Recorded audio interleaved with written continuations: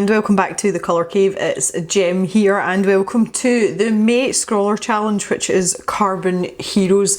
I am the first person to admit, and this is a disclaimer, that there is no expectation of me creating any sort of half decent art here. Now, the two reasons for that are, number one, charcoal is an alien supply to me. I have never used it before other than what you've seen me test out in the unboxing video. Secondly, I do not draw people. Like, I really don't draw people, and I could have quite easily crapped out of this and chosen a really simple subject, but in the interest of pushing myself and trying something new, I am going to try proper portraiture. So with that in mind, I figured it was good just to go for it and try, because the worst thing that's going to happen is a bunch of you are going to come into the comments and hurl abuse at me for my terrible artwork, and quite frankly I've had worse things happen to me in life, so bear with me. And for those of you that aren't confident artists, don't be scared of it, you might as well try, which is what I'm going to do today. So to help myself along a little bit and facilitate myself a little bit, I have given myself a crutch. I did look up a couple of reference images and I'm working from two for this. And I have also drawn out very faintly, just with an HB pencil, a rough guide on proportion. So I've literally drawn a circle with a centre point. That is all I have done. So from this point onwards, I will only be using the supplies that come in the box. And I think I wanted to do this. Normally I'm really strict with the rules of only using the things in the box, but I do want to try and attempt at least a half decent artwork.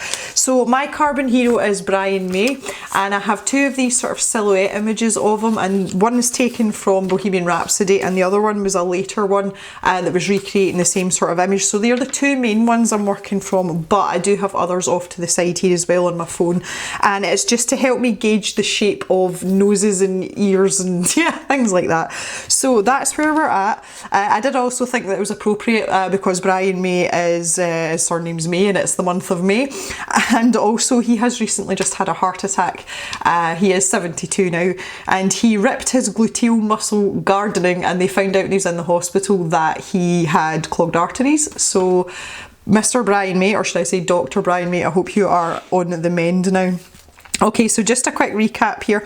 I was really interested to see all of your comments on the pencil situation, and most of you are saying basically to sharpen these with a knife. I try and avoid that because of the hand injury that I have. I have quite poor motor function, and especially working with sharp blades I've got to be careful. I suppose it's something I could practice, but I just wanted to see if they were going to work in the sharpener scene as it came in the box. But thank you for your comments, I appreciate them. So I think I'm going to start with this charcoal pencil and just kind of use it as a normal pencil. I don't really know what I'm doing here. Leave me alone. Okay, so I think the first most sensible thing would be is to start with his hair, because he does have incredibly curly hair, and I would like to make sure that that is a definite feature of this artwork. Ugh. I have a funny feeling that in this Scrawler Challenge there are going to be a lot of drawings of Bob Ross. I can see that happening for definite. Now, one of the interesting things about Brian May's face is that he has a very square jaw, and it's something I never actually noticed. When you look at the older music videos from Queen, he does look as if he's got quite a pointy face, but I think that was just sort of, well, youth basically. But he does have quite a sort of square jawline, and that's not something that I had ever really noticed because I had never looked at him in that way. So from an arty-farty perspective, we are definitely learning something. Now, the good thing about the hair situation is it doesn't have to be absolutely perfect, because it is a rather wayward hairdo. And yeah, so you've got quite a lot to get away with there, but we're going to try. I don't want to come too far down this left-hand side before smudge reasons, just reasons. I think I want to try with, I'm thinking if I can just block out the basic shapes first, then I would be a bit happier to start really going for it. The one thing that's kind of keeping me going through all this is the fact that I can erase this which is definitely an advantage for me because this is the first time in a long time I'm really not confident in something that I'm drawing. You know, there's always a degree of trepidation and you're always going to have that, but this is really like, I am so out of my depth, it is untrue. This looks like a 5-year-old's drawing it. Not confident, not confident, not confident. And again, at different stages in his career, his hair was at very different lengths. So yeah, maybe that defines the decade. I don't know. I'm having trouble deciding which charcoal. I think the willow charcoal is slightly greyer, so that might be best left for the sort of lighter areas. And this seems to come quite far in. I've got my cotton buds here as well. And this seems to pull up around here a little bit. I have a funny feeling that there's going to be a lot of tweaking involved in this and a lot of darkening down. This is really the line of his nose. And then we've got to have some sort of cheekbone structure here as well. Give it some shadow there. All the pictures I've looked at, the the black and white ones, the shadows are really uneven, so I don't know whether it's multiple light sources in the photographs or whether it's just the lines on the face are quite uneven. I think this is part of my issue as well about drawing faces. You know, when we are learning to draw faces, we kind of do it in a symmetrical fashion, and the truth of the matter is, and I think that's maybe why I struggle with it so much, is that the very few people's faces are actually symmetrical. Okay, so I'm gonna use my Faber-Castell here. Oh, I just poked him in the head. So I was saying about motor control. The pencil's actually really good. See if you've gone too far with the smudging. The pencil's really great just for like adding it back in. I think I'm going to run out of cotton buds though. I'm just wondering how much abuse this paper's going to be able to take as well. Even from a young age, Brian may seem to have these very prominent lines round his mouth as well. And again, I think that's just like genetic makeup, because that's something you don't really see on younger people. It tends to be an older person thing. I've noticed myself actually, I'm starting to get those lines around my mouth a little bit now. The joys of being in your 30s. I'm more concerned about the amount of grey hair I've got personally. There's quite a lot of that now. I was just about to say so far so good, but I'm not convinced about this at all. I am taking back what I said previously about this Faber-Castell eraser pencil. I'm finding it very useful. I still don't really rate it for pencils, but it seems to be doing me a job for this. So I'm just going to go in here. This isn't black enough, and I'm hoping that I'll be able to blend this out. You know, like work back up into the darker area so that I don't lose this line. It isn't quite the way I want it though either. It's too flat at this corner, I think. You know, they've got this curvature of the eyebrows that I kind of forgot about. Yeah, so I suppose I better explain why Brian May is one of my carbon heroes. That would probably be a good thing to talk about while we're doing this. From a very young age, I have picked up musical influences from both my dad and later on my brother as well. We are very much a rock and roll type family. I grew up on a diet of Queen and Aerosmith, and later on when I sort of became a slightly older person, it was indie music, so lots of Oasis and that sort of thing. Lots of guitars basically. So yeah, that's where my musical influence comes from, and I always admired Brian May because he is very clever as well as being a very talented guitarist, and I also think that he is one of the most underrated guitarists. You know, there are lots of very talented and celebrated lead guitarists from bands out there, but I just always felt he never got the recognition he deserved a lot of the time. I think he's awesome, and he's a really down-to-earth guy as well. So he's got my vote.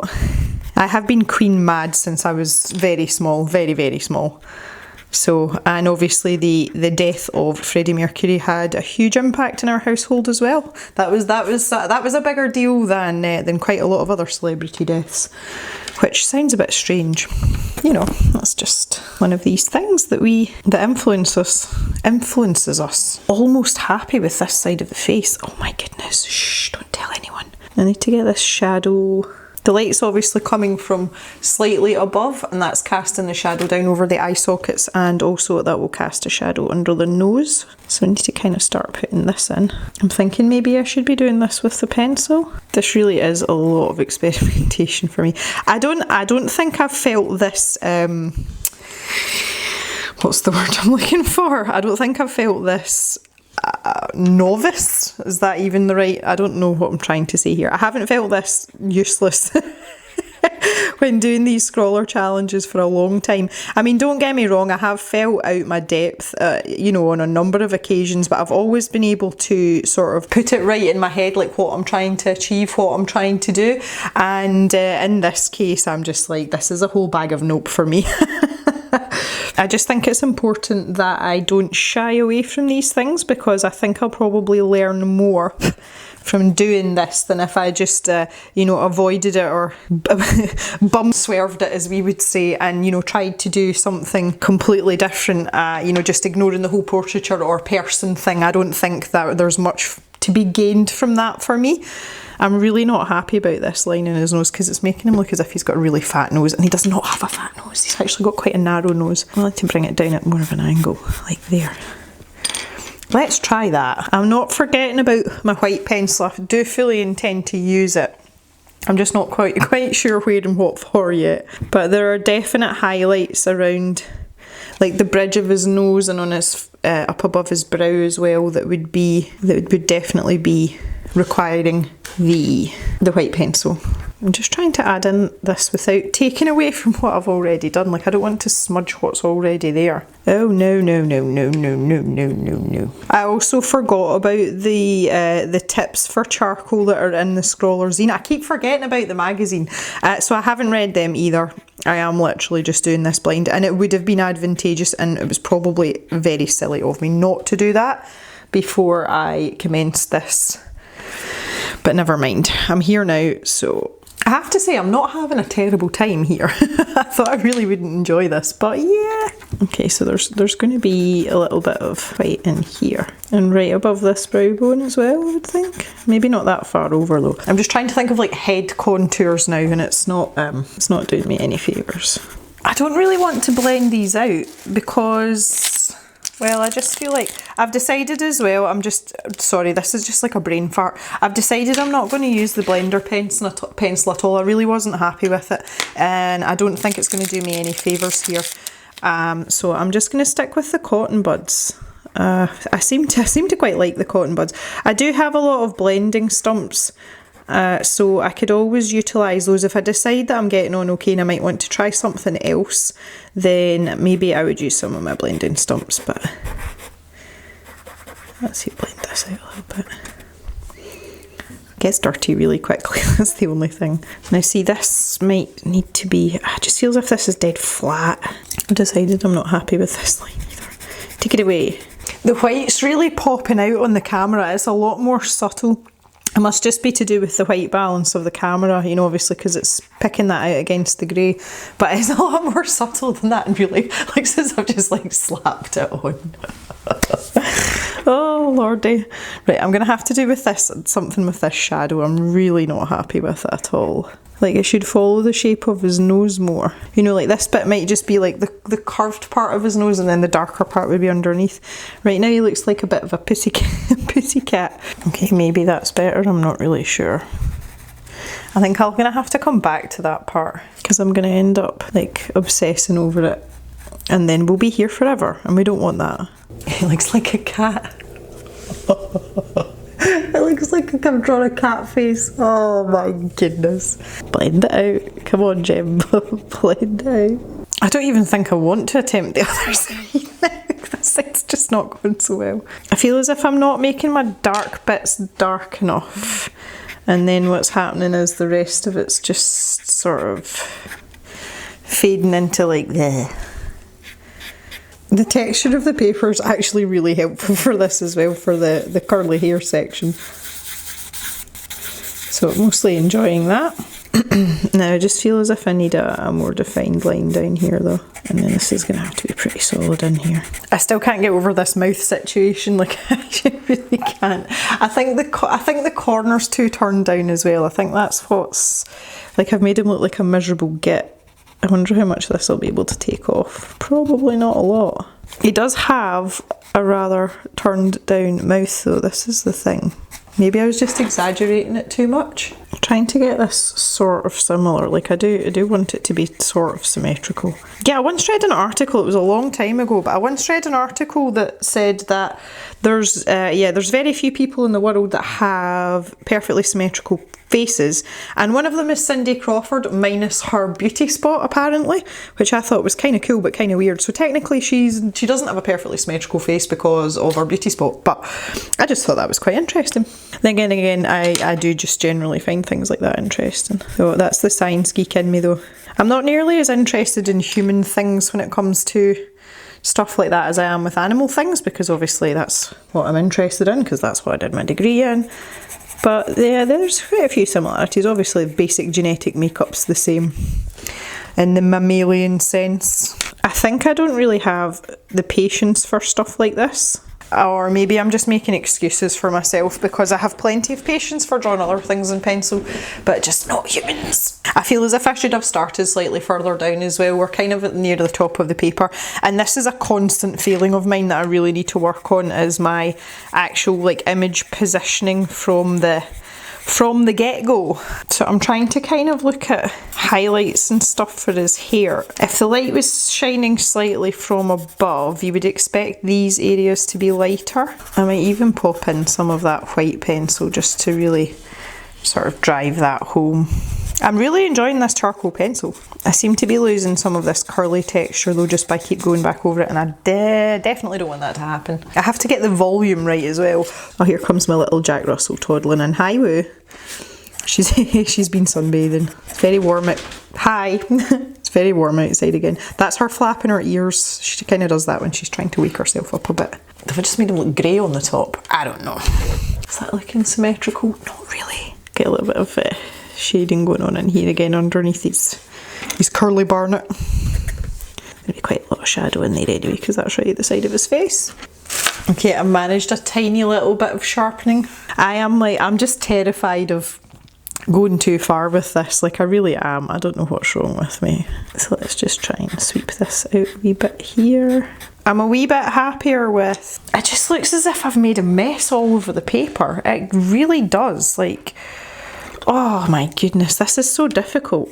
It just looks as if I've given him a ridiculous sideburn now. Try and lighten this up, but I don't want to lighten it up too much.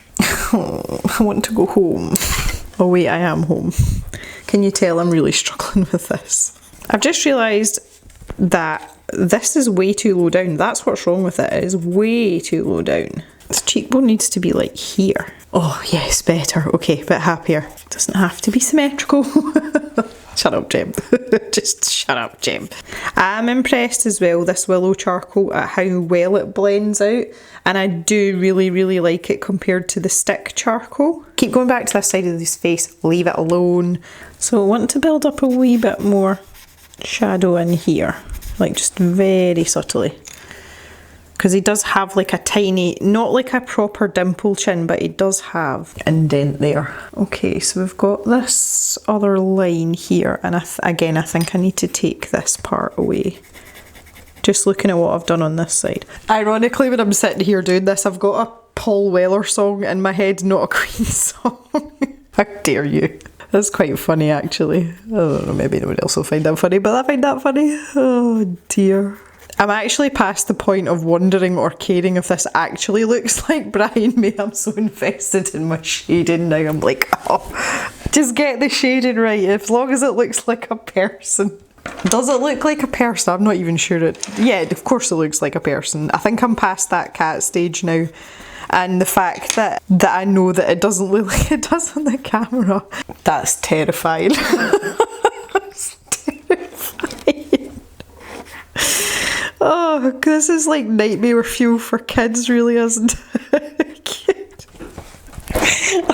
I'm ever going to get commissioned to do portraits. Oh, wow, that's tickled me a wee bit. Sorry, guys. Right, I don't think I want to be putting in too much more. I think I've done more than enough here. I might just try and like smooth this out a little bit. Because it's very, my shading's very bitty.